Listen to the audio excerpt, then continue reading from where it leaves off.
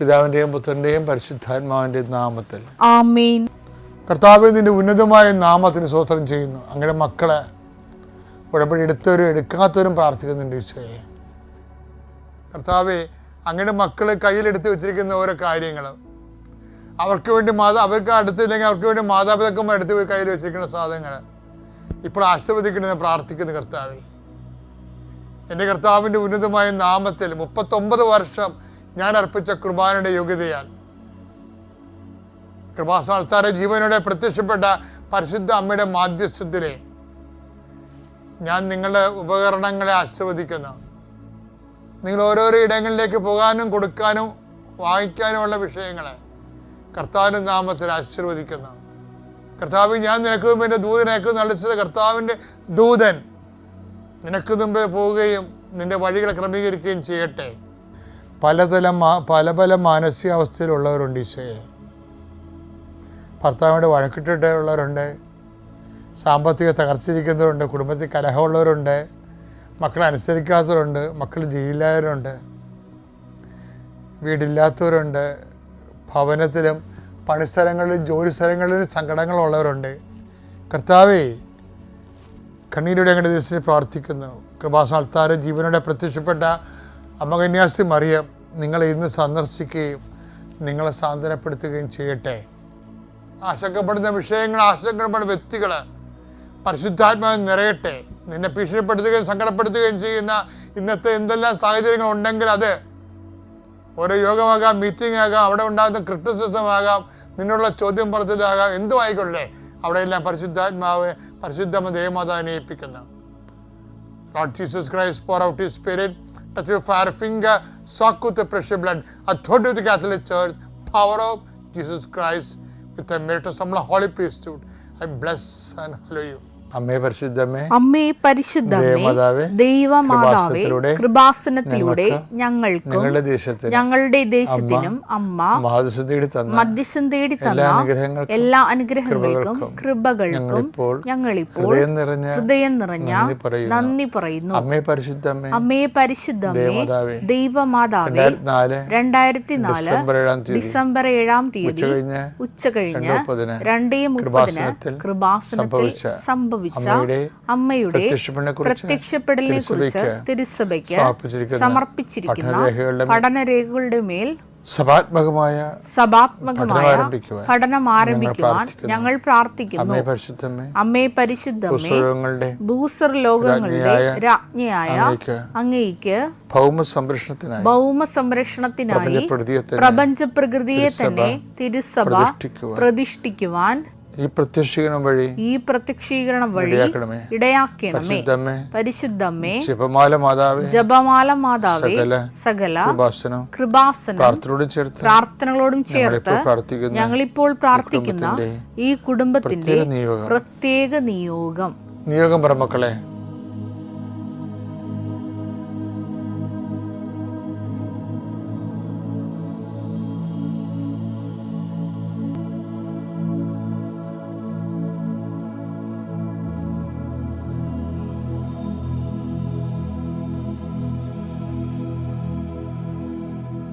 അമ്മയുടെ പ്രത്യക്ഷീകരണത്തിന്റെ ഈ അനുഗ്രഹവേളയിൽ ഞങ്ങൾക്ക് സാധിച്ചു തരുവാൻ കനിയണമേ. ആമേൻ.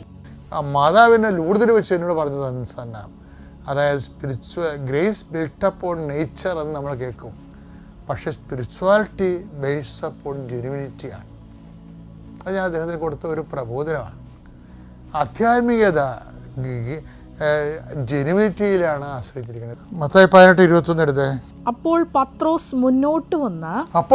മുന്നോട്ട് വന്ന് അവനോട് ചോദിച്ചു, കർത്താവേ, എന്നോട് തെറ്റ് ചെയ്യുന്ന എന്റെ സഹോദരനോട് ഞാൻ എത്ര പ്രാവശ്യം ക്ഷമിക്കണം?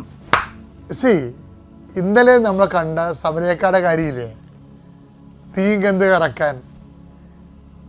അപ്പോൾ ആ ആൾക്കാരെ ഓരോരുത്തരെ വിളിച്ച് ഇട്ട് ചെയ്യണം.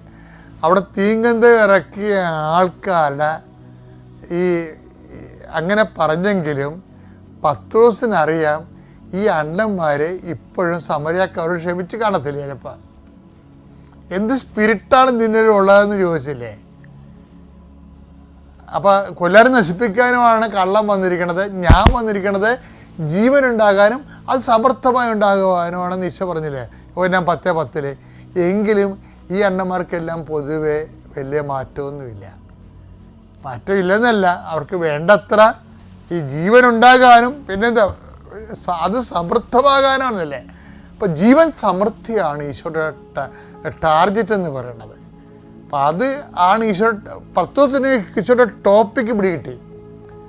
പത്രോസിന് വിജയവത പെട്ടെന്ന് കാര്യം മനസ്സിലാവും, പെട്ടെന്ന് പ്രതികരിക്കുകയും ചെയ്യും. അതായത് പത്രോസിനെ എപ്പോഴും ഒരു നിഴൽ മറയത്ത് നിർത്തിയിട്ട് വിവരമില്ലാത്തവനെ എടുത്തിട്ടക്കാരനാണെന്നൊക്കെ പറയുന്നില്ലേ, അതിന് പിന്നിലൊരു പൊളിറ്റിക്സ് ഉണ്ട്. കാര്യം എന്താ, പൗലോസിനെ ഹൈലൈറ്റ് ചെയ്യാൻ വേണ്ടിയുള്ള വ്യഗ്രതയിലാണ് ഈ അഭ്യാസം കാണിക്കുന്നത്. പക്ഷേ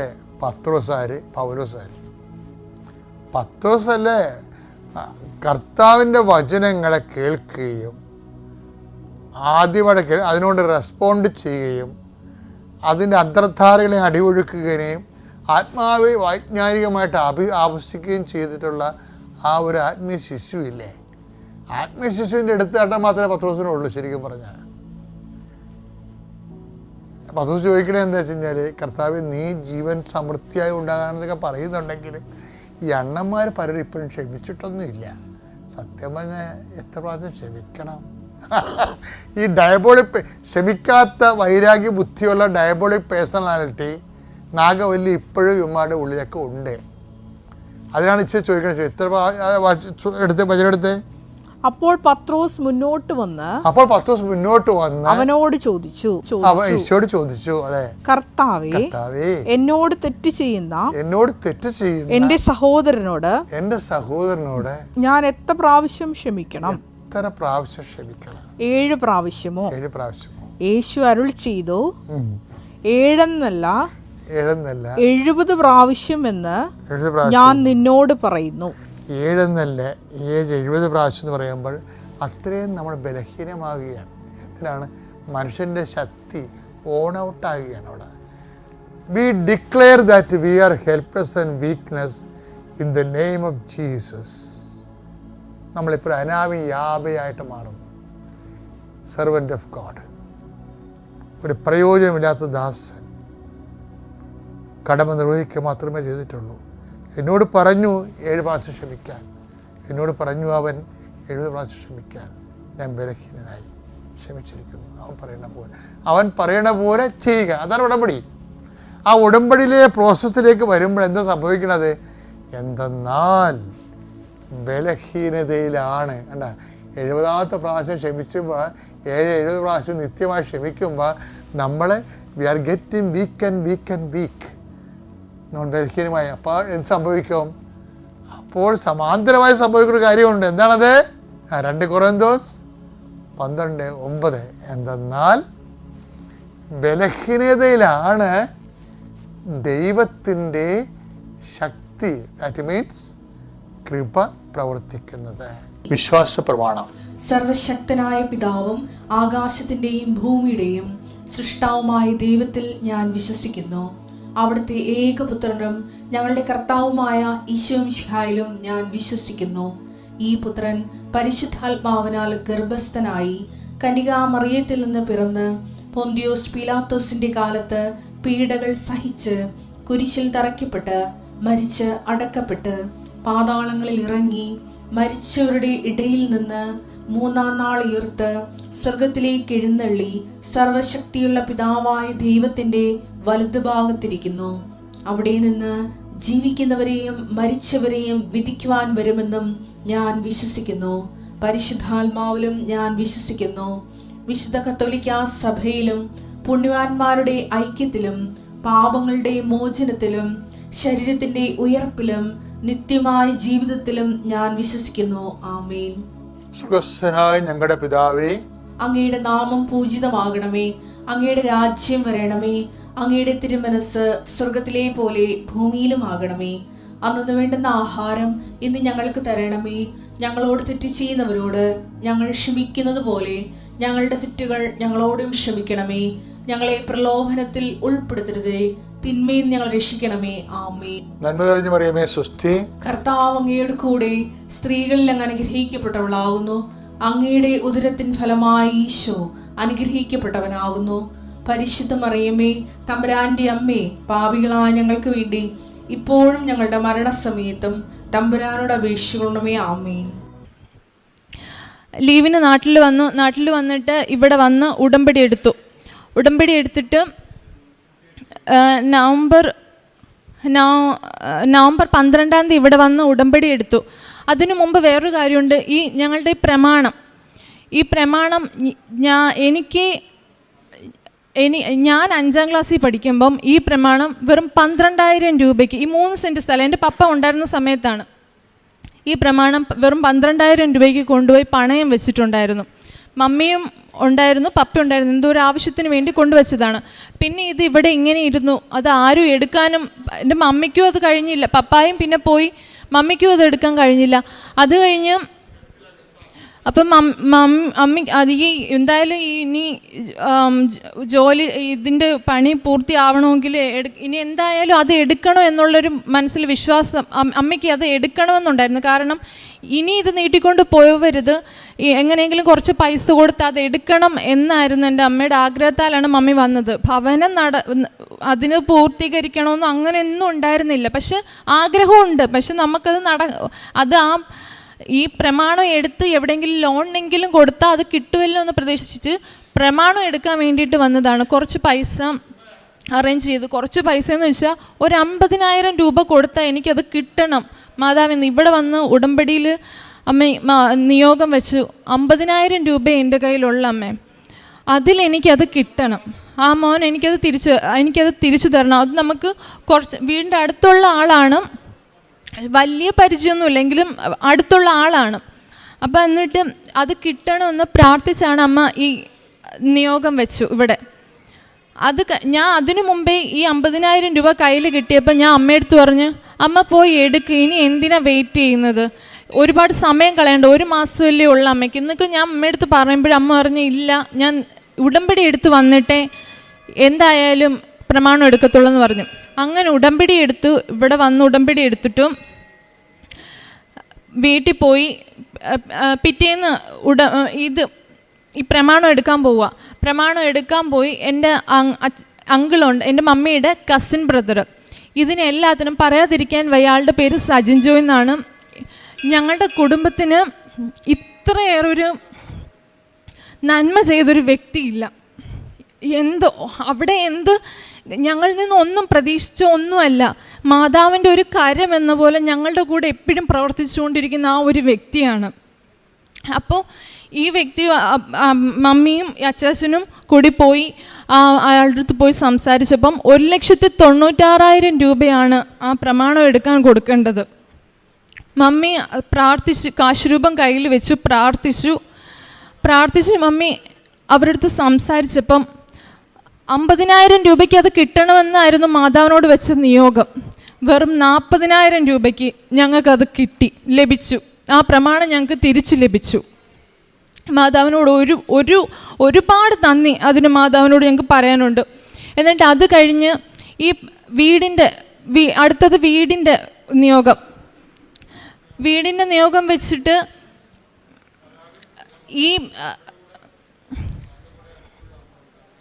ഈ സെപ്റ്റംബർ 18 ഞാൻ വീടിന് വേണ്ടിയിട്ട് നിയോഗം വെച്ചു. പിന്നെ മമ്മി അതുപോലെ വീടിന് വേണ്ടി നിയോഗം വെച്ചിരുന്നു. അപ്പം മമ്മി ഞങ്ങൾക്ക് ഏറ്റവും അടുത്ത ഒരു വ്യക്തി, പലരോടും എന്നിട്ട് ഈ പ്രമാണം കൈ കിട്ടിയപ്പം ബാങ്കുകളിലൊക്കെ പോയി എൻ്റെ ലോണിന് വേണ്ടിയിട്ട് ചോദിച്ചു, ലോണ് കിട്ടുമോ എന്ന് അന്വേഷിച്ചു. എങ്ങും നമുക്ക് ഈ 3 സെൻറ്റ് വസ്തുവിന് എങ്ങും ലോൺ നമുക്ക് കിട്ടത്തില്ല. അത് കഴിഞ്ഞിട്ട് മമ്മി പലരിടത്തും ചോദിച്ചു, നമ്മുടെ റിലേറ്റീവ്സിനോട് തന്നെ പലരോടും ചോദിച്ചു, നമുക്ക് കുറച്ച് പൈസ തരുമോ, കൂടുതലൊന്നും വേണ്ട, ഒരു 3 ലക്ഷം രൂപ. കാരണം 3 ലക്ഷം രൂപ കാരണം അതൊന്ന് പണി പൂർത്തിയായി കിട്ടണം, ആ വീടിൻ്റെ പണി പൂർത്തിയായെങ്കിൽ. കാരണം താഴെ മാത്രമല്ല, മേളിലും ഒരു റൂം താഴെ ഇല്ല, മേളിൽ മാത്രമാണ് മേളിലാണ് 2 റൂം. കാരണം അതിനുള്ള സ്പേസ് താഴെ ഇല്ല. അങ്ങനെയാണ് ആ വീട് അറേഞ്ച് ചെയ്തിരിക്കുന്നത്.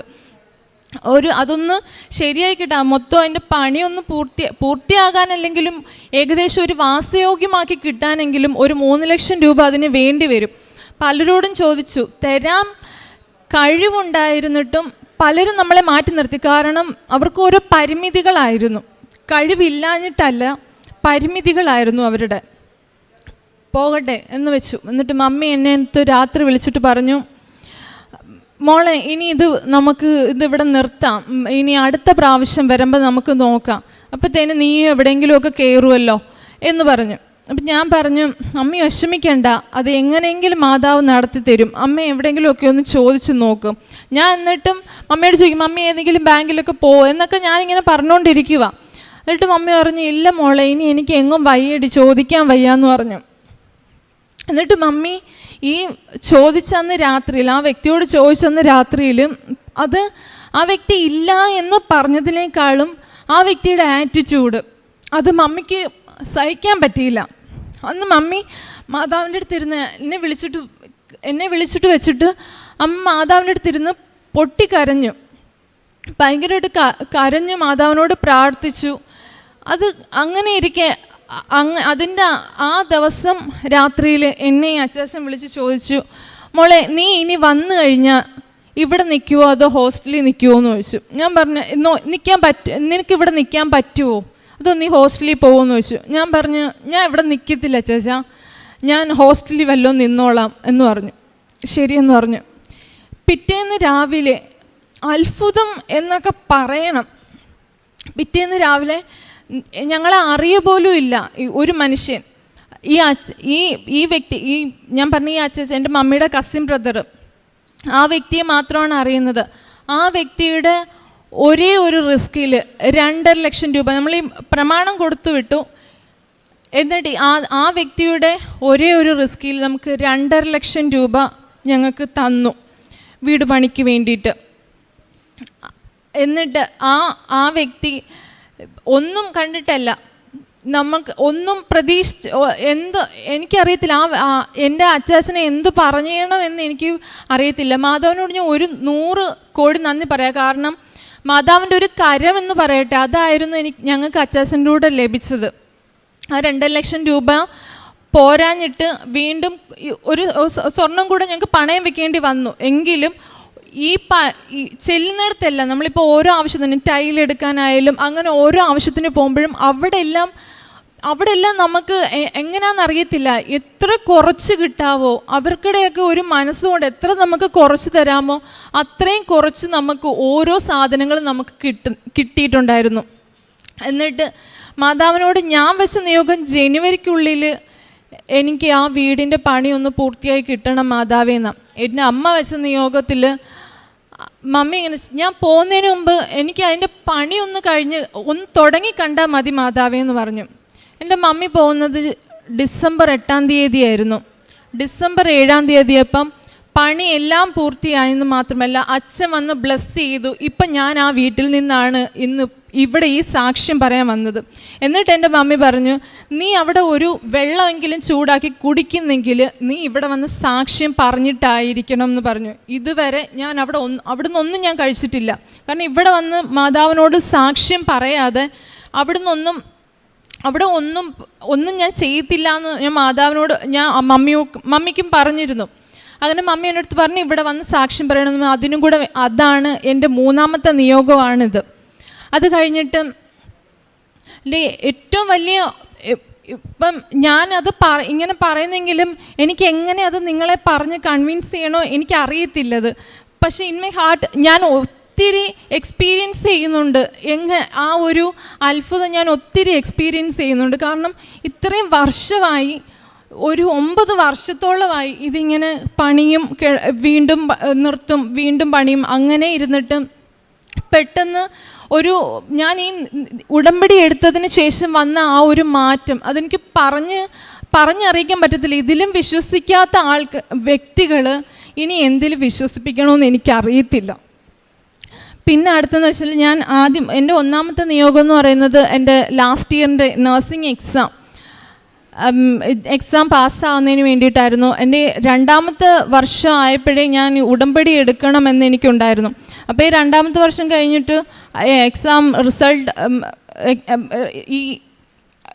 റിസൾട്ട് വന്നു.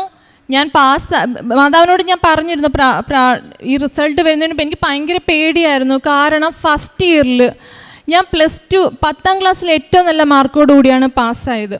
+2 ആയപ്പോൾ ഞാൻ എനിക്ക് പഠിക്കണമെന്നൊരു ചിന്തയൊന്നുമില്ലായിരുന്നു. പക്ഷെ എന്നാൽ കൂട്ടുകെട്ട് അങ്ങനെയുള്ളതൊന്നുമല്ല. പക്ഷേ എനിക്ക് ആ സ്കൂൾ ഇഷ്ടമല്ല. ഞാൻ മാത്രം ഒറ്റപ്പെട്ടൊരു സ്കൂളിലായി പോയപ്പോഴത്തേനും എനിക്ക് ഭയങ്കര വിഷമമൊക്കെ ആയിരുന്നു. ഞാൻ മമ്മിയെടുത്ത് പറയും, മമ്മി എനിക്ക് ഈ വർഷം കളഞ്ഞിട്ട് എനിക്ക് അടുത്ത വർഷം തൊട്ട് ഞാൻ പഠിക്കാം. അമ്മ പറഞ്ഞു കുഴപ്പമില്ല, നീ പഠിക്കാൻ പറഞ്ഞു. അപ്പം ഞാൻ നന്നായിട്ട് പഠിക്കത്തില്ലായിരുന്നു. എന്നിട്ട് ഞാൻ ഈ നേഴ്സിങ്ങിന് കയറിയപ്പോൾ എനിക്കൊരു വാശിയായിരുന്നു, പഠിക്കണമെന്നൊരു വാശി ഉണ്ടായിരുന്നു. ആദ്യത്തെ ക്ലാസ് ടെസ്റ്റൊക്കെ കഴിഞ്ഞപ്പോഴത്തേന് അപ്പം ഞാൻ തന്നെ എന്നെ നോക്കിയപ്പം എനിക്ക് പഠിക്കാൻ പറ്റും. എനിക്ക് മാർക്കൊക്കെ കണ്ടപ്പോൾ എനിക്ക് തോന്നി എനിക്കും പഠിക്കാൻ പറ്റുന്നുണ്ടല്ലോ. അപ്പം ഞാൻ ഇനിയും പഠിക്കണമെന്നൊരു വാശി എനിക്കുണ്ടായി. ഇപ്പോഴും ആ സ്കൂളിലൊരു എൻ്റെ ക്ലാസ്സിലൊരു 10 പേരെ പഠിക്കുന്നവരെ എടുത്താൽ എനിക്കുറപ്പുണ്ട് എൻ്റെ പേരും അതിനകത്ത് വരുമെന്ന് എനിക്ക് നല്ല ഉറപ്പുണ്ട്. എന്നിട്ടും ഫസ്റ്റ് ഇയറിൽ എനിക്ക് സംഭവിച്ചത്, ഫസ്റ്റ് ഇയറിൽ ഞാൻ എക്സാം എല്ലാം എഴുതി പാടായിരുന്നു. ആദ്യത്തെ എക്സാം എനിക്ക് ഭയങ്കര പാടായിരുന്നു. പക്ഷെ ആദ്യമായിട്ടല്ലേ നമ്മൾ നഴ്സിങ്ങിൻ്റെ എക്സാം ഒക്കെ എഴുതാൻ പോകുന്നത്. അതിൻ്റെ ഒരു ടെൻഷൻ ഉണ്ടായിരുന്നു. പക്ഷെ എന്നാലും എൻ്റെ ഉള്ളിൽ എല്ലാവരും പാടാന്ന് പറയെങ്കിലും ജയിക്കുമെന്ന് ഒരു പ്രതീക്ഷ എവിടെയോ എനിക്കുണ്ടായിരുന്നു. പക്ഷേ റിസൾട്ട് വന്നു. എല്ലാ വിഷയങ്ങളിലും എന്ന് വെച്ചാൽ എനിക്ക് പാടുണ്ടായിരുന്ന എല്ലാ വിഷയങ്ങളും ഞാൻ നല്ല മാർക്കോടെ പാസ്സായി. പക്ഷേ എനിക്ക് ഏറ്റവും എളുപ്പം ഉണ്ടായിരുന്നൊരു സബ്ജക്റ്റ് ഫണ്ടമെൻ്റലും, അതിവിടെ ഏതെങ്കിലും ഒരു നഴ്സിംഗ് പഠിച്ച വ്യക്തികൾ ഇവിടെ ഉണ്ടെങ്കിൽ അറിയാം അത് എത്ര എളുപ്പമായിട്ടുള്ള ഒരു സബ്ജക്റ്റാണ് നഴ്സിംഗിലെന്ന് എല്ലാവർക്കും അറിയാം. പക്ഷെ ആ ഒരു സബ്ജക്റ്റ് എനിക്ക് പോയി. പക്ഷെ അത് ഞാൻ എഴുതിയെടുത്തു. അടുത്ത ഇതിൽ തന്നെ അറ്റംപ്റ്റിൽ തന്നെ ഞാൻ എഴുതിയെടുത്തു, നല്ല മാർക്കോടെ പാസ്സായി. പക്ഷെ അടുത്ത ഓരോ എക്സാമും എനിക്ക് അതിനെ എല്ലാം അപ്രോച്ച് ചെയ്യുമ്പോഴത്തേനും എനിക്ക് ഭയങ്കര പേടിയായിരുന്നു. എനിക്കിത് പോകുമോ എന്നുള്ള പേടിയായിരുന്നു. എനിക്ക് ഭയങ്കര പേടിയായിരുന്നു എനിക്ക് എക്സാം അറ്റൻഡ് ചെയ്യുമ്പോൾ. അപ്പോൾ ഞാൻ എന്നിട്ട് മാതാവിനോട് പ്രാർത്ഥിച്ചു, ഒരുപാട് പ്രാർത്ഥിച്ചു. മാതാവ്, എനിക്ക് ഇങ്ങനെ ഒരു ഇത് ഉണ്ടാവല്ലേ, ഇനി എനിക്കൊരു തോൽവി, എനിക്കത് വിശ്വസിക്കാൻ പറ്റുന്നില്ല. ഞാൻ ഓർക്കുമ്പോൾ എനിക്ക് ഭയങ്കര വിഷമമായിരുന്നു അതങ്ങനെ പോയല്ലോ എന്നോർക്കുമ്പം. എന്നിട്ട് ഞാൻ രണ്ടാമത് എഴുതിയപ്പോഴും ഞാൻ മാതാവിൻ്റെ അടുത്ത് പറഞ്ഞു, മാതാവ് ഞാൻ കൃപാസനത്തിൽ വന്ന് ഉടമ്പടി എടുത്തോളാമേ, എനിക്ക് കൂടുതലൊന്നും വേണ്ട, എനിക്കൊന്ന് പാസ്സാക്കി തന്നാൽ മതി എന്ന് ഞാൻ പ്രാർത്ഥിച്ചു. സെക്കൻഡ് ഇയർ റിസൾട്ട് വന്നു. എനിക്ക് ഫസ്റ്റ് ക്ലാസ്സും ഉണ്ടായിരുന്നു. അത് കഴിഞ്ഞ് ലാസ്റ്റ് ഇയറിലായപ്പോഴും അതുപോലായിരുന്നു. എന്നിട്ടും ഞാനിവിടെ വന്ന് ഉടമ്പടി എടുക്കുന്നില്ല, എന്നെക്കൊണ്ട് പറ്റുന്നില്ല. ഓരോ കാരണങ്ങളാണ് ഇവിടെ വന്ന് ഉടമ്പടി എടുക്കാനേ എന്നെക്കൊണ്ട് പറ്റുന്നില്ല. എന്നിട്ട് ഞാൻ ഇവിടെ ലാസ്റ്റ് ഇയറിൻ്റെ എക്സാമും എഴുതി കഴിഞ്ഞു. OITക്ക് വന്ന് ജോയിൻ ചെയ്തപ്പോഴാണ് ജോയിൻ ചെയ്ത് കഴിഞ്ഞ് ഒരാഴ്ച കഴിഞ്ഞപ്പോൾ ഞാൻ ഇവിടെ ഒന്ന് ഉടമ്പടി എടുക്കുന്നു. ഉടമ്പടി എടുത്തു വെച്ച ആദ്യത്തെ നിയോഗം എന്ന് പറയുന്നത് എനിക്ക് എക്സാം പാസ്സാക്കി തരണം എന്നായിരുന്നു. എനിക്ക് പാസ്സാകുമെന്നൊരു മനസ്സിലൊരു വിശ്വാസമുണ്ട്. എനിക്ക് പേടിയായിരുന്നു. എനിക്ക് പിന്നെ ഓരോ എക്സാമിനും അപ്രോച്ച് ചെയ്യുമ്പോഴത്തേക്കും എനിക്ക് ഭയങ്കര പേടിയായിരുന്നു. എനിക്ക് കിട്ടുമോ എന്നുള്ളൊരു പേടിയായിരുന്നു എനിക്ക്. കാരണം അത്രയും വിശ്വാസത്തോടെ ഞാൻ എഴുതിയൊരു എക്സാം, അത്രയും എളുപ്പമുള്ളൊരു വിഷയം പോയപ്പോഴത്തേന് എനിക്ക് ഭയങ്കര പേടിയായിപ്പോയി. അങ്ങനെ ഞാൻ രണ്ടാമത് ഈ ലാസ്റ്റ് ഇയറിൻ്റെ എക്സാം എഴുതി. ഞാൻ മാതാവിനോട്, അത് ഭയങ്കര പാടായിരുന്നു. ഞങ്ങൾ ഭയങ്കര വിജയശതമാനം ഏറ്റവും കുറഞ്ഞ ഒരു എക്സാം ആയിരുന്നു ഇത്. പക്ഷേ ഫസ്റ്റ് ക്ലാസ്സോടെ എനിക്കതും പാസ്സാകാൻ പറ്റി. പിന്നെ ഞാൻ സെക്കൻഡ് ഇയറിൽ വെച്ചിരുന്ന സമയത്ത് ഞങ്ങളുടെ കൂടെ ഞങ്ങൾ 7 പേരായിരുന്നു ഒരു ഹോസ്റ്റലിൽ നിന്നത്. അവിടെ നിന്നപ്പോൾ ഒരു കുട്ടി ഉണ്ടായിരുന്നു, ആൻമേരി ജെ എന്ന് പറയുന്ന. അവൾക്ക് പഠിക്കാൻ ഭയങ്കര ബുദ്ധിമുട്ടായിരുന്നു. ബുദ്ധിമുട്ടെന്ന് വെച്ചാൽ അത് നിങ്ങളെ പറഞ്ഞറിയിക്കാൻ പറ്റത്തില്ല എനിക്ക്. അതുപോലൊരു ബുദ്ധിമുട്ട് അവൾ അനുഭവപ്പെടുന്നുണ്ടായിരുന്നു. അപ്പം ഞങ്ങളെല്ലാവരും പ്രാർത്ഥിക്കുമ്പോൾ ഞങ്ങൾ പറഞ്ഞു, ഞങ്ങളെ 7 പേരെയും ഒരുപോലെ ജയിപ്പിക്കണേ, ആർക്കും വിഷമിക്കാൻ ഇടവരരുത്. ഈ ഹോസ്റ്റലിൽ ഞങ്ങൾ 7 പേർക്കും ഒരുപോലെ ജയിക്കുകയും ചെയ്യും, ആർക്കും വിഷമിക്കാൻ ഇടവരുത്തരുത് എന്ന് ഞങ്ങളിവിടെ വന്ന് സാക്ഷ്യം പറയാമെന്നും പറഞ്ഞു.